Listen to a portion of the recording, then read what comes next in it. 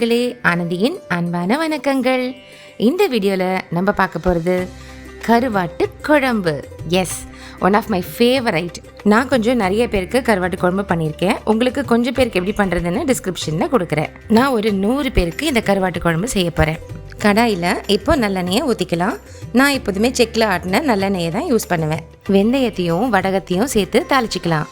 அதோட கருவேப்பிலை, வெங்காயம், தக்காளி இது எல்லாத்தையும் சேர்த்துக்கலாம். கருவாட்டு குழம்புக்கு காய்கறி நிறையா சேர்த்துக்கிட்டா ரொம்பவே ருசியாக இருக்கும். ஏன்னா அந்த காய்கறியெலாம் வச்சு சாப்பிட்டா அவ்வளோ டேஸ்ட்டாக இருக்கும். ஸோ அதனால காய்கறிகள்லாம் நிறைய சேர்த்துக்கலாம். நான் இப்போது வாழைக்காய், உருளைக்கிழங்கு, கத்திரிக்காய், முருங்கைக்காய் எல்லாத்தையும் சேர்த்துக்கிறேன். கொஞ்சம் உப்பு சேர்த்து நல்லா வதக்கிக்கலாம்.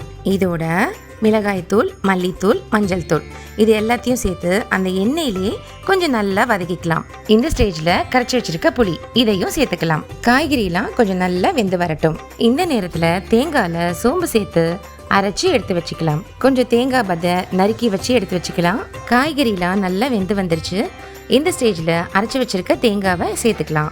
இந்த குழம்புல வெள்ளை மொச்சை தாங்க ஹைலைட்டு. வெள்ளை மொச்சை, கொஞ்சோண்டு தேங்காய் சில்லாக கட் பண்ணி வச்சுக்கணும். ஸோ இதையும் சேர்த்துக்கலாம். கருவாடை நல்லா சுத்தம் செஞ்சு இந்த நேரத்தில் சேர்த்துக்கலாம். இந்த குழம்பு செய்யும்போது என் காலேஜ் டைமில் ஞாபகம் வருது. எங்கள் அம்மா ரொம்ப நல்ல கருவாட்டு குழம்பு வைப்பாங்க. ஸோ நான் சென்னையிலேருந்து தஞ்சாவூருக்கு ஒரு தூக்குவாளியில் இந்த கருவாட்டு குழம்பு எடுத்துப்பேன். நானும் என் ஃப்ரெண்டு புனிதாவும் ஒரு வாரம் ஹாஸ்டலில் வச்சு நல்லா சாப்பிடுவோம்.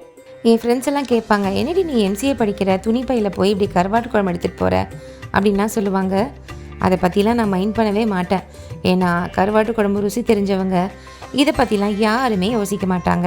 அந்த அளவுக்கு இந்த கருவாட்டு குழம்பு எனக்கு ரொம்பவே பிடிக்கும். அது மட்டும் இல்லைங்க, என்னை பொண்ணு பார்க்க வரும்போது எங்கள் மாமனார் நான்வெஜ்லேயே உனக்கு எது ரொம்ப பிடிக்கும்னு கேட்டாங்க. கருவாட்டு குழம்பு தானே நான் உண்மையை சொன்னேன். சூப்பரான டேஸ்டியான கருவாட்டு குழம்பு ரெடி.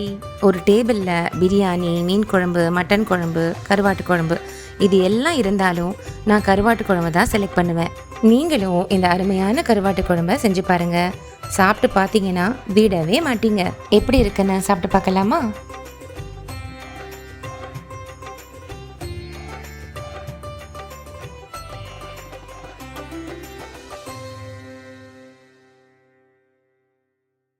அடடடடா, அருமையோ அருமை.